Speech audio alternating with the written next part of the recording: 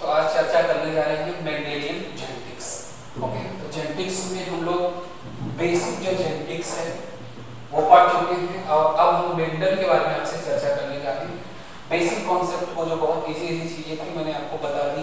अब आगे हम देखते हैं मेंडेलियन जेनेटिक्स।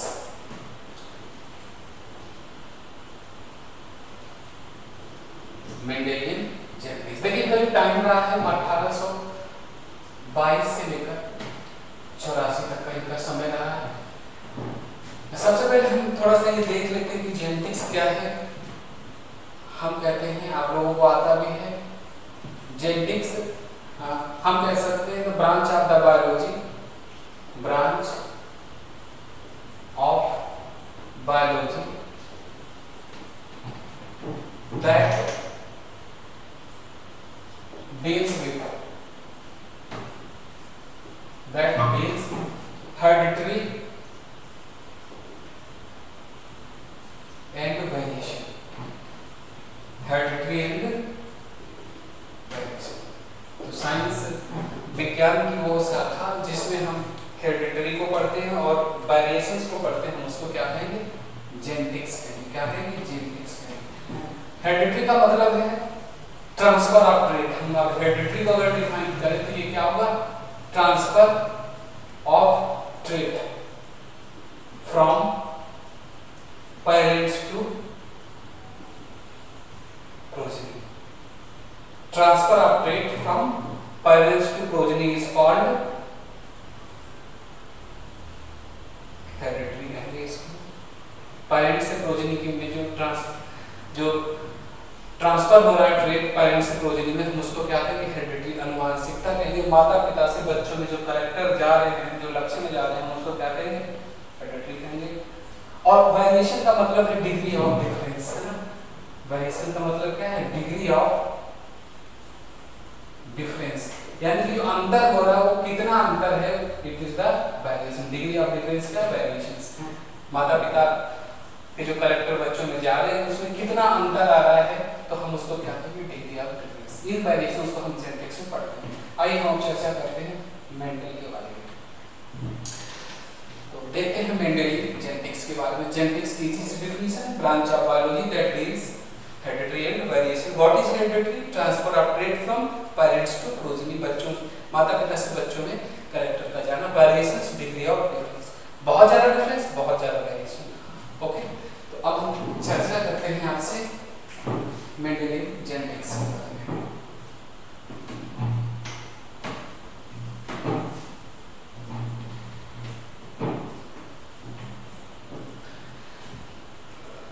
देखिए सबसे पहले हम देखते हैं जो मेंडल है, इनको हम फादर ऑफ जेनेटिक्स कहते हैं। क्या कहते हैं? Father of genetics. और इनका नाम जो है वो ग्रेगर जॉन, हम यहाँ पे शॉर्ट में लिख देते हैं ग्रेगर जॉन मेंडल है। मेंडल बहुत ही पुअर फैमिली में पैदा हुए थे। याद रखिए कहीं बोर्न हुए थे कब? 1822 ईस्वी में बोर्न हुए थे। और कहाँ पर पैदा हुए थे? ऑस्ट्रिया में पैदा हुए थे। तो ऑस्ट्रेलिया से कंफ्यूज मत होइएगा, क्योंकि ऑस्ट्रिया यूरोप का कंट्री है ना, जिसकी राजधानी शायद वियना कैपिटल है, जबकि ऑस्ट्रेलिया अलग ही कॉन्टिनेंट है और उसकी राजधानी के द्वारा आती। तो ऑस्ट्रिया में ये पैदा हुए थे। ये यूरोपियन कंट्री में जरूर पैदा हुए थे, लेकिन बहुत ही पुअर फैमिली में ये पैदा हुए थे। बचपन से ये पढ़ने लिखने में बहुत ही ज्यादा अच्छे थे। और पहले क्या होता था कि मेंडल के बारे में हम बहुत सी कहानियां सुनाते थे, लेकिन अब क्या है कि मेंडल को लेकर के जो बहुत ज्यादा क्वेश्चंस आते हैं, बहुत कॉमन क्वेश्चंस है जो पूछे जा सकते हैं, हम डायरेक्ट उन्हीं पर आते हैं। 1822 में ये पैदा हुए। इसके बाद ये मोनेस्ट्री चले गए अपनी एजुकेशन के लिए, है ना। और मोनेस्ट्री के बाद फिर इन्होंने यूनिवर्सिटी वियना ज्वाइन किया, फिर यूनिवर्सिटी वियना आए। और इसके बाद, है ना, मैंने बताया ना कि ऑस्ट्रिया की राजधानी वियना है, तो ऑस्ट्रिया की कैपिटल वियना थी, वहां पर आए। और इसके बाद फिर इन्होंने एज ए टीचर अपना काम स्टार्ट किया। मेंडल ने जिस, अब देखिए ये सारी चीजें आपके एग्जाम में नहीं पूछी जाएगी। क्या एग्जाम में आएगा? ये डायरेक्ट उस पे आते हैं। तो एक चीज आपको याद रखना है, मेंडल कहाँ से संबंधित संबंधित है, ऑस्ट्रिया से संबंधित है, और इन्होंने जिस यूनिवर्सिटी से डॉक्टरेट की थी that was the university of Vienna, and Vienna is the capital of Austria और ये यूरोपियन कंट्री। तो 1856 में ये पैदा हुई, ये आपको 1822 में ये पैदा हुई, ये आपको पहले तो इनका बॉर्न डेट याद रखना है। इसके बाद क्या था कि 1856 से लेकर 63 इसके बीच इन्होंने अपना रिसर्च किया था। क्या किया था? रिसर्च, मतलब इस दौरान इन्होंने अपना रिसर्च या हम लोगों का एक्सपेरिमेंट किया था। क्या किया था? एक्सपेरिमेंट। तो इनका एक्सपेरिमेंट का जो टाइम पीरियड है ये आपको बहुत इजीली याद रखना है, 1856 से लेकर के 63, और इनका जो वर्क पब्लिश्ड हुआ था, है ना, याद रखिएगा, 1856 से लेकर 63, 1865 में इनका वर्क पब्लिश्ड हुआ था। तो 1865 में क्या हुआ था? इनका वर्क पब्लिश्ड हुआ था। देखिए यहाँ पर आप समझिएगा, एक चीज आपको ये भी देखने को मिलेगी कि मेंडल ने, आपसे पूछा जा सकता है मेंडल पैदा कब हुए, तो बोर्न हुए थे कब? 1822 में पैदा हुए थे। 56 से लेकर 63 के बीच में उन्होंने रिसर्च किया था, एक्सपेरिमेंट किया था। किस पर किया था? आप जानते हो, गार्डन पी पे किया था ना। किस पे किया? गार्डन, या हम कह सकते हैं स्वीट गार्डन पी, मीठी मटर है ना, तो गार्डन पी पे इन्होंने अपना एक्सपेरिमेंट किया था। अब आपसे पूछा जा सकता है कि मेंडल के जो एक्सपेरिमेंटल ईयर थे वो क्या थे? तो मेंडल की एक्सपेरिमेंटल ईयर 7 ईयर। कितने साल मेंडल ने काम किया था? 7 साल मेंडल ने काम किया था, और 1865 में इनका वर्क पब्लिश्ड हुआ था। ये आपको बिल्कुल याद रखना है, 1865 में इनका वर्क पब्लिश्ड हुआ था, और बहुत बड़े पब्लिशर से इनका वर्क पब्लिश नहीं हुआ था। मेंडल की फेलियर का ये भी कारण था कि अच्छे पब्लिकेशंस इनको नहीं मिले, कहीं न कहीं इनके साथ फाइनेंशियल क्राइसिस तो थी, बहुत सारी चीजें उस समय समझी नहीं गई, साइंस का उतना ज्यादा क्रेज नहीं था, इसलिए मेंडल अपना ये वर्क पब्लिश करके 1884 में मर जाते हैं। इनकी डेथ कब होती है? 1884 में मेंडल जी की डेथ हो जाती है।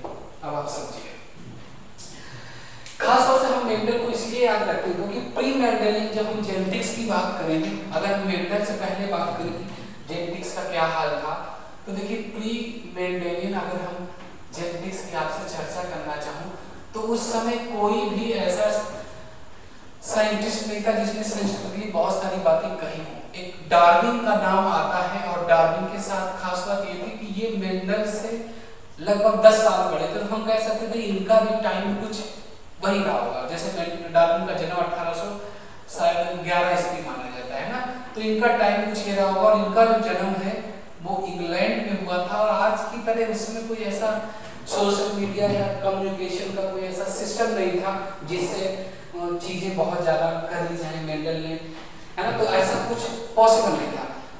प्री मेंडेलियन जेनेटिक्स में जो बात थी, जो कैरेक्टर था वो था ब्लेंडिंग ऑफ इनहेरिटेंस, यानी वो किस पर आधारित था? Blending of inheritance. Pre Mendelian genetics से कहती है कि जो आनुवंशिकता किस पर आधारित थी? ब्लेंडिंग, मतलब का ट्रेड जो है आपस में मिल जाते हैं, ये प्री मेंडेलियन जेनेटिक्स कहती है। मेंडल ने निश्चित रूप से इसी बात को चैलेंज किया था कि जो ट्रेड है वो आपस में ब्लेंड नहीं करते। ब्लेंडिंग वाली जो बात है ये मेंडल के एक्सपेरिमेंट में नहीं मिलती, इसलिए मेंडल का वर्क बाद में बहुत ही ज्यादा फेमस हुआ।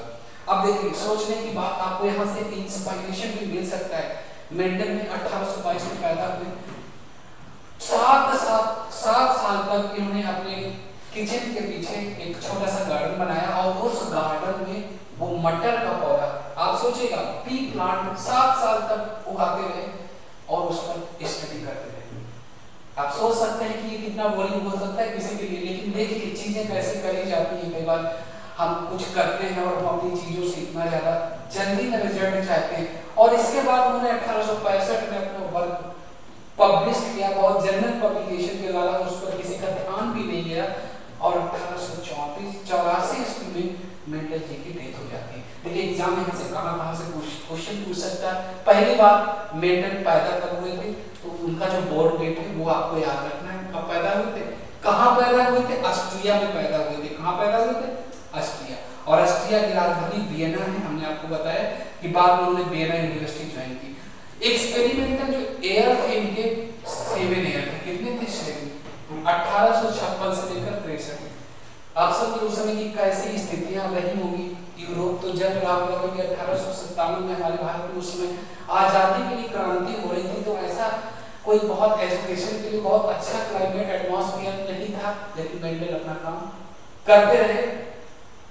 और उनका जो रिसर्च है ना, उनका जो रिसर्च है वो उन्होंने पब्लिश किया 1865 में साधारण पब्लिकेशंस के द्वारा, और 1884 में मेंडल की डेथ हो जाती है। इसके अतिरिक्त मेंडल को कुछ नहीं मिलता और फिर कहानी फिर से शुरू होती है 1900 ईस्वी में। तो देखिए 1900 ईस्वी में क्या होता है, हम बात करते हैं 1900 ईस्वी में 3 अलग अलग साइंटिस्ट मेंडल के वर्क को रीडिस्कवर करते हैं। आप देखिए उनके क्या क्या नाम होते हैं। 3 साइंटिस्ट मेंडल वर्क को क्या करते हैं, रीडिस्कवर करते हैं। सोचने वाली बात है, मेंडल के वर्क को क्या करते हैं, रीडिस्कवर करते हैं। ये 3 साइंटिस्ट जो मेंडल के वर्क को रीडिस्कवर करते हैं, 3 साइंटिस्ट के नाम हैं। सबसे पहले कार्ल कोरेंस का नाम आता है। किसका नाम आता है, कार्ल कोरेंस का नाम आता है। इसके बाद ह्यूगो डी व्रीज का नाम आता है। किसका नाम आता है, ह्यूगो डी व्रीज का नाम आता है ना। और टेस्मार्क, एरिक वान टेस्मार्क याद रखिएगा। कार्ल कोरेंस जो थे, जो कार्ल कोरेंस थे जर्मनी से थे। कहां से थे, ये जर्मनी से। ह्यूगो डी व्रीज जो थे वो हॉलैंड से थे, और एरिक वॉन टेस्मार्क ये ऑस्ट्रिया से ही थे। इनके सेम कंट्री से थे। बोटनिस्ट थे, क्या थे, बोटनिस्ट थे। ये आपके बायोलॉजिस्ट थे और ये आपके बोटनिस्ट थे। देखिए यहाँ पर एक चीज आपको याद रखने वाली है कि इन तीनों साइंटिस्टों ने मेंडल के वर्क को रीडिस्कवर किया था इंडिपेंडेंटली।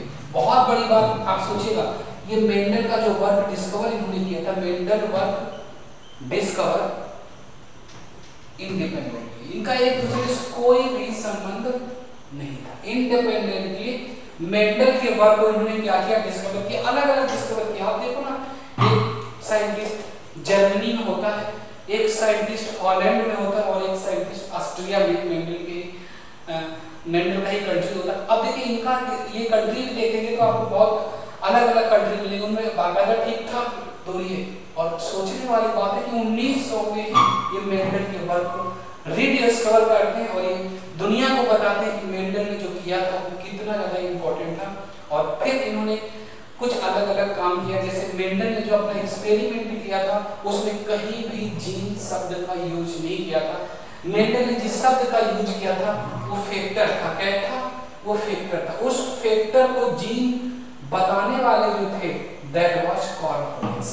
तो कार्ल कोरेंस ने सबसे पहले उस फैक्टर्स को जीन बताया था। अब वो फैक्टर प्रेजेंट कहां पर होते हैं, तो वो फैक्टर जो प्रेजेंट होते हैं वो क्रोमोसोम्स पर प्रेजेंट होते हैं। लेकिन देख रहे हो ना, 1864 में मेंडल का वर्क होता है, उसमें क्रोमोसोम्स जैसी बात ही नहीं थी। क्रोमोसोम्स उसमें डिस्कवर ही नहीं थे। आप जानते हो मोल्डेयर 1884 में क्रोमोसोम्स डिस्कवर करते, तो क्रोमोसोम्स की बात उसमें थी ही नहीं। तो क्रोमोसोम्स भी उस समय डिस्कवर हो नहीं पाए थे मेंडल के समय में। मेंडल इतनी सारी चीजें करके, और क्या मेंडल का एक्सपेरिमेंट है, हम अब उसके बारे में आपसे चर्चा करेंगे। तो मेंडल का हम एक्सपेरिमेंट पढ़ेंगे। खास बात एग्जाम में आपसे क्या पूछा जा सकता है याद रखेंगे। 1822 में पैदा हुए, ऑस्ट्रिया में पैदा हुए। इसके बाद उन्होंने जो ऑस्ट्रिया से थे वो वियना चले गए और मोनेस्ट्री चले गए। फिर उन्होंने यूनिवर्सिटी ऑफ वियना ज्वाइन की, डॉक्टरेट वहां से ली, फिर वो टीचिंग वर्क करने लगी। आपसे नहीं पूछेगा, एक्सपेरिमेंटल वर्क चैप्टर्स लेकर प्रेशर था, 7 साल प्रयोग किया। ये क्वेश्चन पूछा भी गया है नीट में, आपको याद रखना है। और ये भी पूछा जा सकता है कि उनका वर्क कब पब्लिश हुआ। 1865 ईस्वी में पब्लिश हुआ। उनका वर्क कब पब्लिश हुआ, 65 में। 1884 में डेथ हो जाती। किसी पर कहीं किसी भी तरह से मेंडल के वर्क पर फिर लगभग 34 ईयर, आप समझो ये घटना कब की है, आफ्टर 34 ईयर, यानी कि 34 साल तक मेंडल के कार्य पर किसी का ध्यान नहीं गया। आफ्टर 34 साल के बाद 1900 में 3 साइंटिस्ट रीडिस्कवर मेंडल को करते हैं और वो इंडिपेंडेंटली करते हैं, अलग अलग तरीके से इंडिपेंडेंट करते हैं। और आज के तरह मैं बता चुका हूं कि सोशल मीडिया वगैरह नहीं था, तो ऐसा भी नहीं कि कोई किसी का वर्क एक दूसरे को अफेक्ट करता हो। लेकिन तीनों ने जो काम किया था वो कहीं ना कहीं उसका बेस मेंडल ही था। पहले कार्ल कोरेंस थे जो मेंडल फैक्टर कहते गए थे उन्होंने जीन शब्द नाम दिए। जर्मनी के बॉटनिस्ट थे ह्यूगो ड्यूलिस जो कि हॉलैंड के एक बायोलॉजिस्ट थे, और एरिक वॉन बिस्मार्क जो ऑस्ट्रिया के एक बॉटनिस्ट थे। अब देखिए हम ये चर्चा करने वाले हैं कि मेंडल का एक्सपेरिमेंट क्या था। आप जानते हो मेंडल ने अपना जो रिसर्च किया था वो पाइसन सटाइलम मटर के पौधे पर किया था, जिसकी फैमिली आपका फैबेसी है। क्यों मटर के पौधे को मेंडल ने चुना और क्या उनके एक्सपेरिमेंट थे, उस एक्सपेरिमेंट से मेंडल ने क्या कंक्लूजन निकाला और कितना ज्यादा फायदा उसको जेनेटिक्स को उन्होंने पहुंचाया, किस तरह से उन्होंने अपनी चीजें करी एक्सपेरिमेंट में, हम इसकी चर्चा आगे आपसे करेंगे। ओके,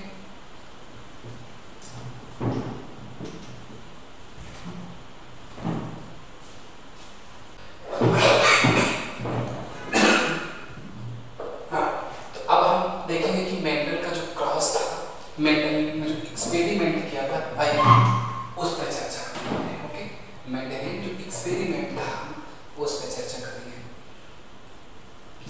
तो देखते हैं कि मेंडल ने जो एक्सपेरिमेंट किया था वो क्या एक्सपेरिमेंट था, किस तरह से उन्होंने अपना प्रयोग किया। और सबसे बड़ी चीज आपको ये भी समझनी है कि मेंडल ने अपने एक्सपेरिमेंट के लिए मटर के पौधे का ही प्रयोग क्यों किया, क्यों मटर का पौधा उन्होंने चुना, क्या उनको उसमें क्वालिटी समझ में है। आइए इन सब चीजों को हम देखते और समझते हैं। तो सबसे पहले हम देखते हैं कि मेंडल ने जो अपना एक्सपेरिमेंट किया था वो क्या था। देखिए जो मेंडल ने एक्सपेरिमेंट किया था, जो एक्सपेरिमेंट मेंडल का था, याद रखिए जो एक्सपेरिमेंट था उसमें सबसे पहले उन्होंने क्या किया, सिलेक्शन ऑफ पैरेट। उन्होंने क्या किया, सिलेक्शन किया, किसका, पैरेट का, सिलेक्शन ऑफ पैरेट। हम लोग ये जानते हैं कि मेंडल ने, आपको लगता है कि सिर्फ पाइसन सटाइलम पे ही काम किया था, ऐसा नहीं है। मेंडल ने एक और प्लांट पे काम किया था जिसका नाम था हाइनेसियम। ओके, इसको हम हॉक बीट भी बोल देते हैं। क्या बोल देते हैं, हॉक बीट। इसका फैमिली एस्टेरेशिया फैमिली। तो मेंडल इस पर भी काम किया था, ये याद रखिएगा। लेकिन मेंडल का जो मेन वर्क माना जाता है वो क्या है, पाइसन सटाइलम के बारे में हम लोग जानते हैं। तो देखिए मेंडल ने जो अपना पौधा काम के लिए चुना था, एक्सपेरिमेंट के लिए चुना था, वो क्या था, पाइसन सटाइलम था।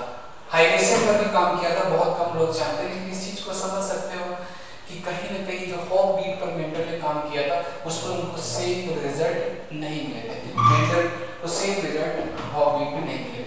सबसे पहले उन्होंने क्या किया, सिलेक्शन ऑफ पैरेंट, एक ऐसा पौधा चुना जिसमें मैक्सिमम क्या थे, कैरेक्टर थे। तो इसमें इन्होंने जो कैरेक्टर लिए थे वो कितने थे, 7 कैरेक्टर थे। कितने थे, 7 कैरेक्टर थे। और इसमें जो ट्रेट थे वो क्या थे, 14 थे। कितने ट्रेट हो गए इसके लिए, 14 ट्रेट थे। और ये प्रेजेंट थे 4 क्रोमोसोम्स पर। कितने थे, प्रेजेंट ऑन 4 क्रोमोसोम्स। याद रखिएगा। सबसे पहले हम देखो इसकी चर्चा आपसे बाद में करेंगे। दूसरी बात मेंडल ने क्या करी, सिलेक्शन ऑफ पैरेंट के बाद उन्होंने क्रॉस कराया। क्या कराया, क्रॉस कराया। तो दो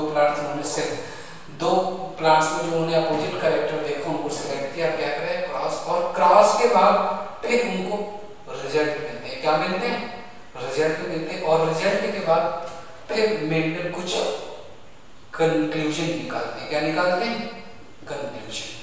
तो देखिए मेंडल ने उस समय कोई नियम वगैरह नहीं दिए थे, जैसे आज हम पढ़ते हैं मेंडल का first class second class, not at all. ऐसा कुछ भी नहीं था। मेंडल ने सिर्फ और सिर्फ एक्सपेरिमेंट किया और उससे कंक्लूजन दिया था। मैंने कहा कि 3 साइंटिस्ट ने उनके वर्क को रीडिस्कवर किया था, उसमें कार्ल कोलिन्स ने उसको रूल नाम दिया। इस तरह का काम मेंडल ने कुछ नहीं किया। तो मेंडल ने सबसे पहले क्या किया था, एक ट्री प्लांट को सेलेक्ट किया, उसका नाम क्या था, पाइसन सटाइलम। अब देखिए पाइसन सटाइलम को उन्होंने क्यों चुना, तो हम अब सबसे पहले ये याद रखते हैं कि मटर के पौधे को जो मेंडल ने चुना था उसमें उन्होंने कितने कैरेक्टर लिए थे। यहाँ से क्वेश्चन पूछा जाता है कि मेंडल ने जो कैरेक्टर लिए थे मटर के पौधे में, उनकी पाइसन सटाइलम में जो कुल कैरेक्टर थे वो 7 कैरेक्टर थे। कितने थे, कुल 7 कैरेक्टर थे, याद रखिए। और उन 7 कैरेक्टर में 14 क्या थे, ट्रेट थे उसमें।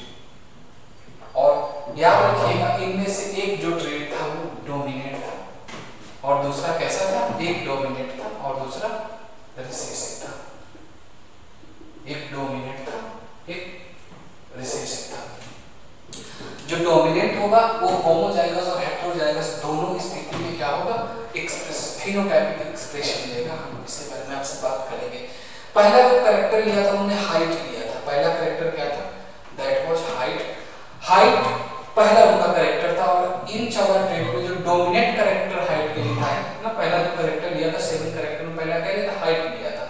हम कह सकते हैं पहला उन्होंने लिया हाइट लिया। हाइट में जो टॉल था वो डोमिनेंट था और जो ड्वार्फ था वो कैसा था? रिसेसिव था। दूसरा उन्होंने फ्लावर का है ना, जो उन्होंने कैरेक्टर लिए थे। अब देखिए ये इसमें 14 ट्रेट हो सकते हैं। 14 में एक डोमिनेंट हुआ, एक रिसेसिव। हमने जैसे यहाँ पे हाइट लिखा हुआ तो हम यहाँ पर क्या लिखते हैं? टॉल और ड्वार्फ, है ना। 14 ट्रेट में एक डोमिनेंट, एक रिसेसिव, इस तरह से लिखते हैं। हाइट लिया, टॉल और ड्वार्फ। फिर उन्होंने फ्लावर का कलर लिया। क्या लिया? Flower colour. तो कलर में जो फ्लावर का डोमिनेंट कैरेक्टर था ये आपको याद रखना है, वायलेट था। क्या था? और व्हाइट जो था वो रिसेसिव कैरेक्टर था। व्हाइट कैसा था? रिसेसिव था। तीसरा जो मेंडल ने लिया था वो फ्लावर की पोजीशन ली। क्या ली? फ्लावर कहाँ पर स्थिति है, उसकी स्थिति क्या है। तो इसमें दो चीजें थी, जो एक्सियल पोजीशन थी ये डोमिनेंट था और जो टर्मिनल होता है ये कैसा था? रिसेसिव, है ना। जैसे पता चलता है मटर का पौधा होता, अब यहाँ पे अगर फ्लावर बनता तो ये क्या है? यहाँ पे बनेगा तो एक्सियल हो गया और यहाँ पे बनता है एपेक्स पे तो टर्मिनल हम उसको बोलेंगे। तो ये वाली जो सिचुएशन है वो कैसी है? डोमिनेट करे। तो एक्सियल पोजीशन जो थी वो लीफ एक्सिस पे यहाँ पे फ्लावर था, तो ये एक्सियल जो पोजीशन थी ये क्या थी? डोमिनेट कर रही थी। इसके बाद मेंडल ने फ्लावर कलर और फ्लावर पोजीशन के बाद मेंडल ने सीड का कलर लिया। क्या लिया? सीड का जो कलर है ना, तो सीड का कलर और सीड का शेप, दो चीजें याद रखोगे। सीड शेप, तो सीड शेप में एक आपका जो सीड शेप था वो कैसा? राउंड जो था ये डोमिनेट था और जो रिंकेट था वो कैसा सा? रिसेसिव था। दबा हुआ जो सीड था वो कैसा था? रिसेसिव। राउंड था वो डोमिनेट कैरेक्टर था। इसके बाद जो सीड का कलर लिया तो सीड के कलर में आपको याद रखना है सीड का जो कलर था उसमें एक येलो कलर का मटर होता है और एक कैसा होता है? ग्रीन होता है। येलो जो होता है ये डोमिनेट था। क्या था? येलो जो था डोमिनेट था और जो ग्रीन था ये कैसा है? ग्रीन मटर है, ये रिसेसिव कैरेक्टर था। इसके बाद उन्होंने पॉड का शेप लिया। क्या लिया? पॉड का शेप। तो पॉड का शेप जो स्मूथ था वो कैसा था? वो आपका जो स्मूथ है वो डोमिनेट था और रिंकेट या हम कहें कंस्ट्रक्टेड खुरदरा टाइप का जो था दैट व्हाट? रिसेसिव कैरेक्टर था। और इसके बाद पॉड जो कलर था, है ना, पॉड जो कलर था इसमें एक डोमिनेट जो कैरेक्टर था वो था येलो। पॉड कलर कैसा? येलो जो था। पॉड कलर में आपको याद रखिएगा, पॉड कलर में जो ग्रीन था वो डोमिनेट था। पॉड कलर में कैसा डोमिनेट था? ग्रीन डोमिनेट था और येलो कैसा था? रिसेसिव। ये मेंडल ने 7 कैरेक्टर वाला प्लांट लिया। अब सबसे पहले हम मेंडल की क्रॉस की बात अब आपसे नेक्स्ट में करेंगे। फिलहाल आपको इतना याद रखिएगा कि मेंडल ने जो प्लांट्स लिया था उसमें कौन कौन से कैरेक्टर थे, ये चीज आपको बिल्कुल पता होना चाहिए। हाइट में उन्होंने टॉल लिया, डॉर्फ, है ना। फ्लावर कलर में वायलेट और वाइट था, ये डोमिनेंट कैरेक्टर लिखे हुए। रिसेसिव एग्जाम में डायरेक्ट आपसे पूछे जाते हैं। सीड शेप में जो सीड शेप में राउंड है और रिंकेट था, जबकि पोजीशन में है ना जो फ्लावर की जो पोजीशन है उसमें एक्सियल है और टर्मिनल है और फ्लावर कलर में वायलेट और वाइट। याद रखना सीड शेप जो था वो राउंड जो था ना, जो सीड शेप राउंड था ये डोमिनेट था और रिसेसिव रिंकेट था। सीड कलर आपको याद रखना येलो जो डोमिनेट है और ग्रीन जो हरी मटर होती है वो कैसा? रिसेसिव ट्रेट है। और पॉड का जो शेप था वो स्मूथ जो था ये डोमिनेट है और कंस्ट्रक्टेड जो खुरदरा है ये उसका रिसेसिव कैरेक्टर है। और पॉड शेप जो है वो ग्रीन जो था ये डोमिनेट था और येलो जो था, है ना, वो कैसा? रिसेसिव है। पॉड कलर की अगर बात करें, ये पॉड क्या होता है? जैसे आपने देखा होगा मटर कभी इस तरह से मटर फेंकते हैं तो ये मटर का सीड हो गया, तो ये जिसमें बंद रहता है ना ये इसको पॉड बोला है ना, इसको पॉड बोला। पॉड किसको बोला? इसको। सीड के विषय में आप जानते हो कि ये सीड हो गया। फ्लावर के विषय में आप जानते हो। तो मेंडल ने जो कैरेक्टर लिए थे वो कितने लिए थे? 7 कैरेक्टर लिए थे। उनके ट्रेट कितने थे? उनके 14 ट्रेट थे। 7 जो ट्रेट थे डोमिनेंट थे, 7 ट्रेट आपके रिसेसिव थे। तो आप याद रख सकते हो हाइट के लिए बहुत जनरल याद ही रहता है टॉल ड्वार्फ। फ्लावर में कलर वाला तो कलर वाला वायलेट डोमिनेंट है और व्हाइट जो है वो रिसेसिव है लिए आपको एक्सियल याद रखना, अगर एक्सियल पर फाउंड होता है तो डोमिनेंट कैरेक्टर है, अपेक्स पे होता है, टर्मिनल पे होता है तो it is the recessive character. फिर हम कहते हैं सीड का जो शेप था, अगर गोल सीड का शेप है तो it is the dominant character, और रिंग के बीच में धसा हुआ सीड रहता है पचका दैट इज द रिसेसिव। फिर इसके बाद सीड कलर की बात की गई तो येलो जो था सीड का जो कलर वो डोमिनेट था और ग्रीन कैसा था रिसेसिव। पॉड की शेप की बात करें तो स्मूथ जो था ये डोमिनेट कैरेक्टर है, और जो कंस्ट्रक्टेड खुरदरा है ये रिसेसिव। और पॉड कलर की बात करूं तो ग्रीन जो है पॉड कलर में वो डोमिनेट है और येलो कलर कैसा रिसेसिव। तो मेंडल्स के ये 7 कैरेक्टर पी प्लांट्स चुना था, उसमें 7 डोमिनेट थे 7 रिसेसिव। आपको याद रखना और कौन सा प्लांट चुना था मेंडल ने, पाइसम सेडाइवम। हम इसको गार्डन भी बोलते हैं, क्या बोलते हैं, तो इसको हम गार्डन भी बोलते हैं। गार्डन हम कह सकते हैं स्वीट पी, मीठी मटर को उन्होंने अपने प्रयोग किए थे। और आप याद रखिएगा इसकी जो फैमिली है वो फैबेसी फैमिली है, क्या है, फैबेसी इसकी फैमिली है। हम इसको लेग्यूमिनेसी भी कह सकते हैं, क्या कह सकते हैं, लेग्यूमिनेसी, क्योंकि इसकी जो रूट होती है उसमें लेग्यूमिनस रूट्स होती है ना, राइजोबियम लेग्यूमिनेसियम बैक्टीरिया इसकी रूट नोड्यूल्स में होता है, तो इसलिए इसको लेग्यूमिनेसी फैमिली भी बोल देते हैं। और एक और प्लांट पर मेंडल ने एक्सपेरिमेंट किया था जो हाइरेशियम है, हॉक भी उसको बोलते हैं, एस्ट्रेसी फैमिली उसकी आती है, और मेंडल को वो सेम रिजल्ट इस प्लांट पर नहीं मिले थे, इस चीज को याद रखिएगा। तो ये मेंडल का जो वर्क था वो कहीं ना कहीं अंधेरे में चला गया है, हमने इसलिए उसको काले से ही लिखा है। तो अब इस चीज को हम देखेंगे मेंडल का जो आगे एक्सपेरिमेंट है हम उस पर चर्चा करेंगे। आज हमने देखा कि मेंडल ने जो पेरेंट्स का सिलेक्शन किया था उसमें क्रॉस किया, तो हम आगे देखेंगे कि मेंडल ने क्रॉस कैसे कराया और उनका किस तरह से